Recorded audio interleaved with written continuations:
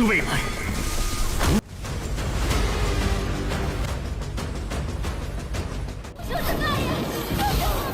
竟是那只覆灭仙骨的魔君，只是想探寻真相吧。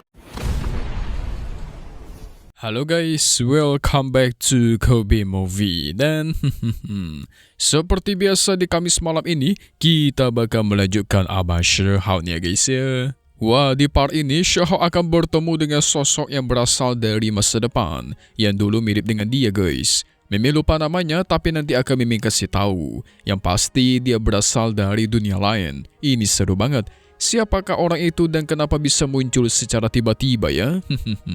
So, nggak perlu basa-basi lagi, kita pun masuk ke intro ya guys ya.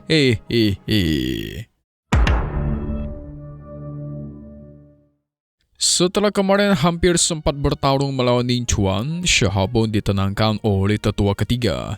Pertarungan mereka berdua pun berhenti, bahkan si tetua ketiga berpesan agar jangan bertarung lagi selama mereka menunggu di sini ya.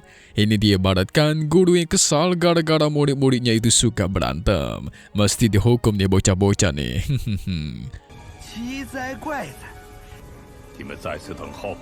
Singkat cerita, mereka pun pergi ke kota yang di dekat sana. Bosan guys menunggu di perbatasan. Shihao merasa ada yang cukup familiar.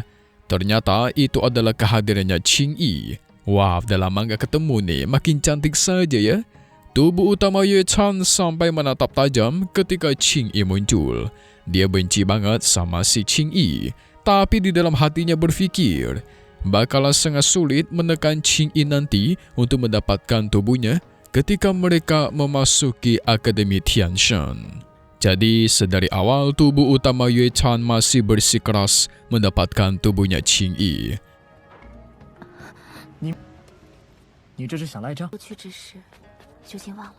Shihao sengaja mengerjai Yue Chan dengan memegang tangannya Qing Yi lalu berkata, kita mau melakukan hal itu kan hari ini, yaitu hal-hal yang negatif kayak genit-genit gitulah.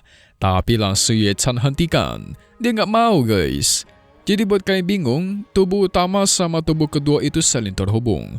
Jikalau Shihao melakukan hal-hal aneh kepada tubuh kedua, otomatis tubuh utama bisa merasakannya karena posisi mereka berdekatan. Makanya Yue Chan gak senang tuh, secara dia seorang peri suci.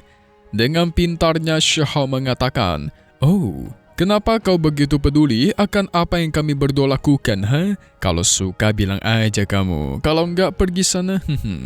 Yue Chan segera pergi dengan perasaannya super malu. Tidak lama dari itu, muncullah si Qin Hao, adiknya Shihao guys. Oh, ternyata Qin Hao ikutan ke sini, pengen masuk ke Akademi Tianshan dia. Dia pengen membuktikan dirinya kepada abangnya guys. Shihao sempat mendengar sedikit gosipan orang-orang di sana yang sangat buruk kepada adiknya. Tentu dia kesal lah, sampai memancarkan kekuatan emosinya sembari mengatakan, setelah dia memasuki Akademi Tianshan nanti, akan dia hancurkan mereka satu-satu. Nah lo takut gak tuh? Untungnya tetua ketiga muncul dan mengajak mereka buat bersiap meninggalkan benua negara 3000 Tao.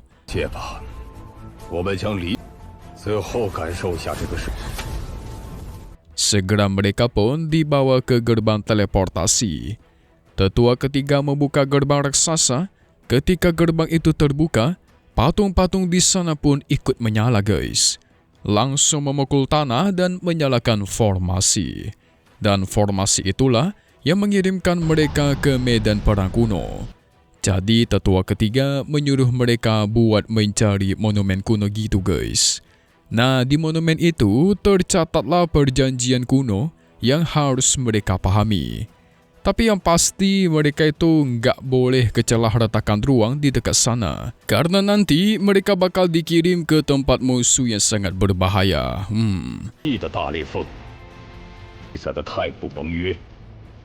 Singkat cerita, mereka menyebar untuk mencari monumen kuno. Shihao itu sempat mengingat kata-kata Ye Qingxian, yaitu wanita berjubah hijau yang menyelamatkan dia di klannya Yunxi guys. Waktu itu Ye Qingxian bertanya kepada pelindung Tao, apakah dia masih mengingat ada klan-klan lain yang menandatangani perjanjian kuno selain mereka. Nah, tapi tiba-tiba Shahau dirasuki oleh pikiran ilahi. Itu membuat dia terbawa ke dunia retakan ruang. Tetua ketiga yang ingin mencegatnya, dia telat guys. Shahau pun dibawa ke dunia yang cukup misterius. Dan di sana dia melihat ada tungku raksasa. Ini tungku darah yang sangat mirip dengan tungku yang terdapat di atas kapal hitam.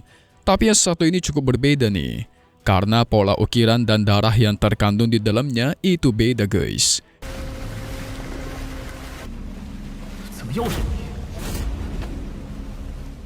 Di sana sudah ada sosok pria yang menunggu dia. Dewi Willow pernah mengatakan, pria ini datang dari masa depan dan bukan berasal dari era ini.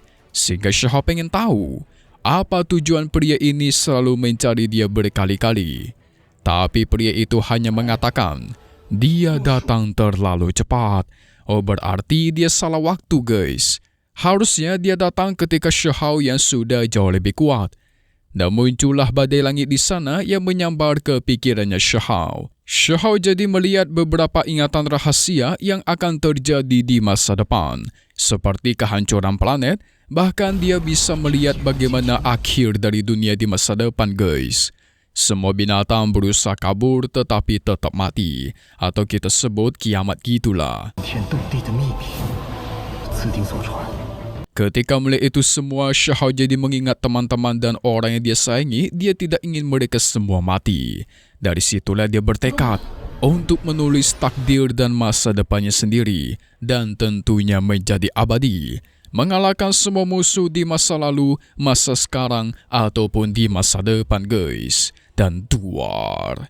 Akhirnya Shahau bertemu dengan sosok yang mendatangi dia dari masa depan. Dulu memikirkan dia adalah Shahau dari masa depan, ternyata bukan, melainkan seorang pria yang bernama Yevan. Yevan menunjukkan sosok Shahau di masa depan yang begitu agung dan begitu kuat, seperti sosok dewa gitu guys. Dan Yevan mengatakan dia akan menemui Shahau lagi.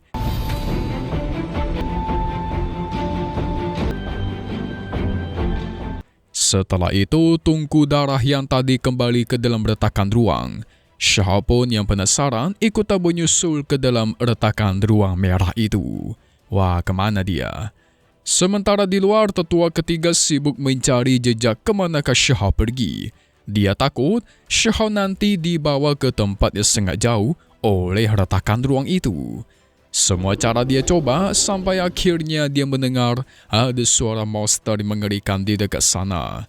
Itu pertanda waktu mereka udah tidak banyak dan mereka harus segera pergi dari tempat ini. Segera dia buka portal teleportasi, membawa semua orang di sana buat masuk ke Akademi Tianshan. Ya, Shahau kita ditinggal begitu aja guys. Gimana tuh nasibnya? Apakah dia bakal pergi ke masa depan ataukah tidak? Kalau kemarin kan dia pergi ke masa lalu dan melihat kehancuran lembah abadi. Nah, kali ini mungkin dia akan ke masa depan nih. Sementara Shahau sampai ke tempat yang begitu indah. Tempatnya penuh akan misteri walaupun energinya berlimpah dan bagus untuk kultivasi. Tapi tampaknya kekuatan aturan di sini besar banget. Sampai akhirnya muncullah sosok burung naga kematian. Burung naga ini berasal dari era kuno. Membuat Shahau bingung dong, kok bisa muncul di sini ya? Dia mencoba menjebaknya menggunakan kekuatan Werok. Tapi anehnya tubuh dari sang burung itu langsung menghilang.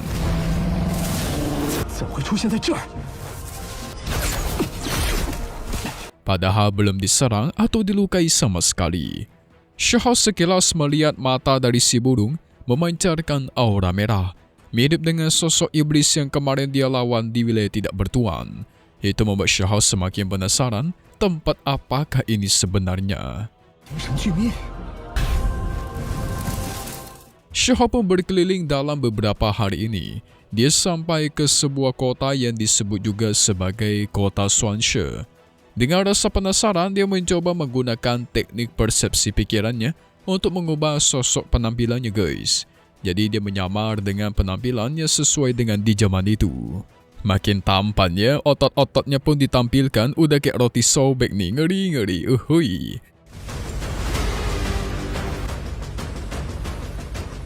Shahao turun dan melihat warga-warga di sana yang melakukan tindakan cukup aneh. Yang dia cari di sini itu merupakan kabut hitam.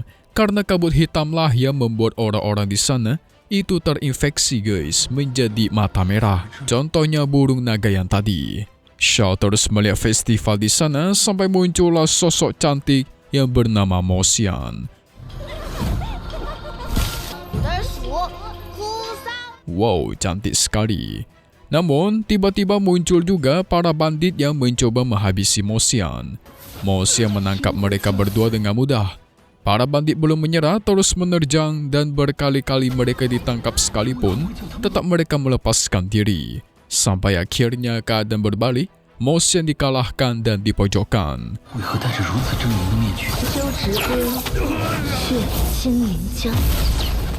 Mo Xian dianggap sudah menantang ke-9 langit dan 10 bumi, dan hukumannya adalah kehancuran kota mereka.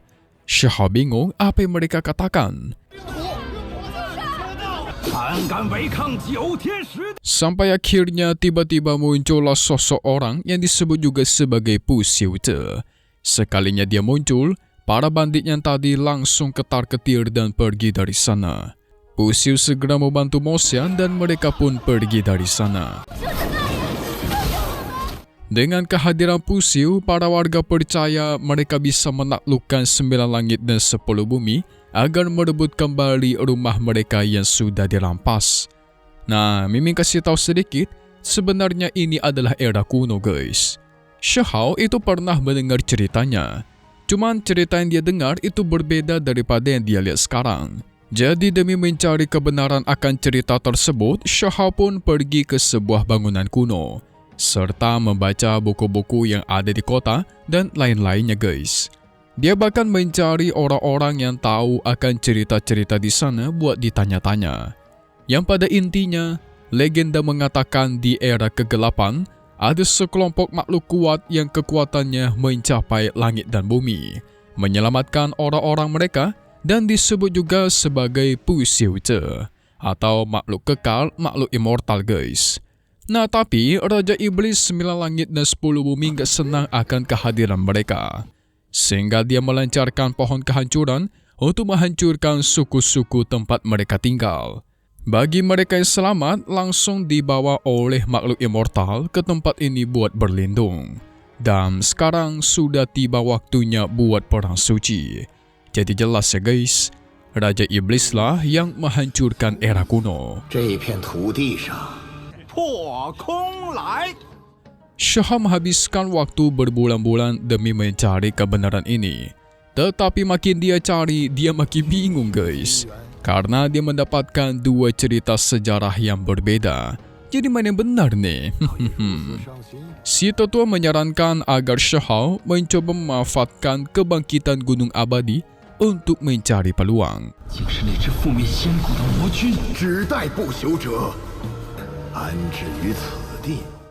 Apalagi katanya di Gunung Abadi terdapat ukiran-ukiran batu kuno yang mencatat sejarah kuno. Jadi Shahao sekarang akan pergi ke Gunung Abadi itu karena di sanalah jawabannya mungkin bisa dia butuhkan. Seru ini ya guys, makin lama makin terungkap. Terungkap apa yang terjadi kepada dunia di era kuno dan era masa depan. Kenapa bisa kiamat, kenapa bisa hancur dan lain-lainnya.